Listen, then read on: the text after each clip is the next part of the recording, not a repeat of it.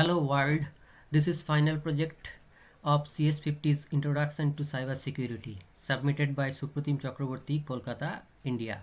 My edX username is supratim_mis, GitHub username supratim-git23, and recording date of this video is 18th January 2024. The topic is new JavaScript malware targeted 50,000 plus users at dozens of banks worldwide.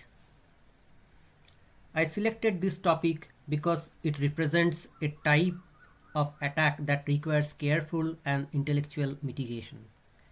Adequate preventive measures and awareness campaigns are essential for future prevention of such incidents. Furthermore, there is ample opportunity for research in this area. It pertains to the course topic aligned with the theme of securing systems discussed in Lecture 2's HTTP, HTTPS and cookies. Moreover, it closely correlates with securing software as addressed in Lecture 3's phishing, code injection, cross-site scripting, that is XSS, and essential preventive measures for protecting these adversarial activities. Now let's see the incident details. JavaScript malware has been observed attempting to steal users' online banking account credentials as a part of a campaign that has targeted more than 40 financial institutions across the world. Upon accessing the bank's website, the login page undergoes modification to include malicious JavaScript designed to collect both credentials and one-time passwords, that is OTPs, from the unwitting victim. The code is deliberately obscured to conceal its true purpose. In March 2023, the spanning of this malicious incident detected by IBM. According to security researcher Tal Langas, the primary goal of the threat actors is to compromise popular banking applications. Once the JavaScript malware infiltrates an online banking security system, it aims to intercept users' credentials, subsequently gaining unauthorized access and potentially exploiting their banking information. Now let's see the target. Targeted more than 40 financial institutions across the world. The activity cluster, which employs JavaScript web injections, is estimated to have led to at least 50,000 infected user sessions spanning North America, South America, Europe and Japan. Now let's see the technology involved for hacking this kind of banking applications. Threat actors' intention with the web injection module is likely to compromise popular banking applications, and once the malware is installed, intercept the user's credentials in order to access and likely monetize their banking information. The malware employs obfuscated scripts to conceal its true purpose. When a victim visits a bank website, the login page undergoes alteration with malicious JavaScript for adversarial activities. Attack chains are characterized by the use of scripts loaded from the threat actor controlled server, quote unquote jscdnpack.com, specially targeting a page structure that's common to several banks. It's suspected the malware is delivered to targets by some other means. For example, via phishing emails or malvertising. Malvertising is a malicious attack that injects harmful code into legitimate online advertising networks.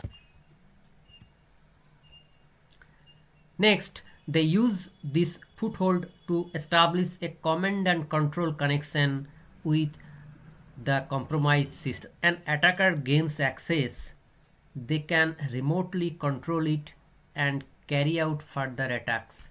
steal valuable sensitive information, etc. Now let's see the exploitation and overall impact. When the victim visits a bank website, the login page is altered to incorporate malicious JavaScript capable of harvesting the credentials and one-time passwords (OTPs) impacted all such users. The web injection doesn't target banks with different login pages, but it does send data about the infected machine to the server and can easily be modified to target other banks. It's very impactful for banks, and this is hard to detect. The script's behavior is highly dynamic, continuously querying both the command and control server and the current page structure and adjusting its flow based on the information obtained. Once again, this is very dynamic command and control. Impactful for clients, banks, and cybersecurity professionals. This is also very hard to detect and protect. Now the recommendation. We can recommend following activities for addressing this kind of issues and to mitigate this. Actually, multi-layered security approach is required. Firstly, user education and awareness. This is very much required.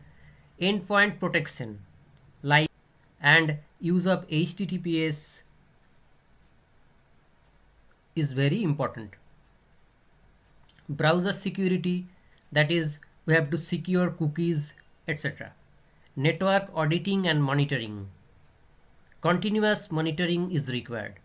Content security policy. Encryption. We may also encrypt HTML and JavaScript code. We may use the encrypted version rather than direct JavaScript code. And multi-factor authentication.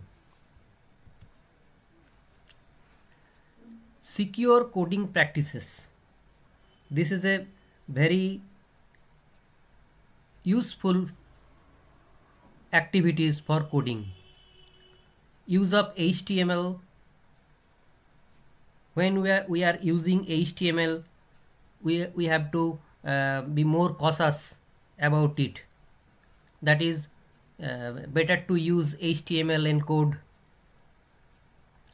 Now JavaScript and jQuery, we have to use securely JavaScript and jQuery.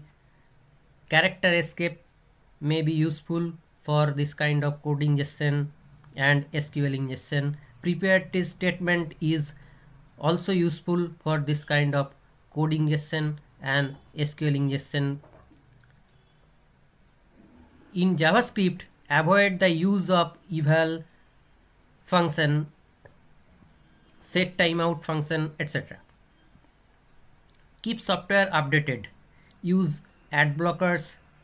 Disable, if needed, JavaScript and Flash.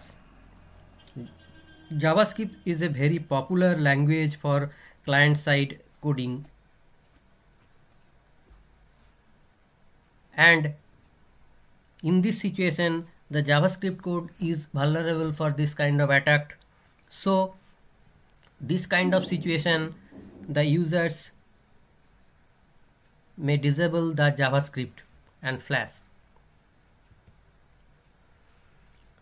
And final conclusion is robust security practice required for securing accounts, data, system, software, and preserving privacy.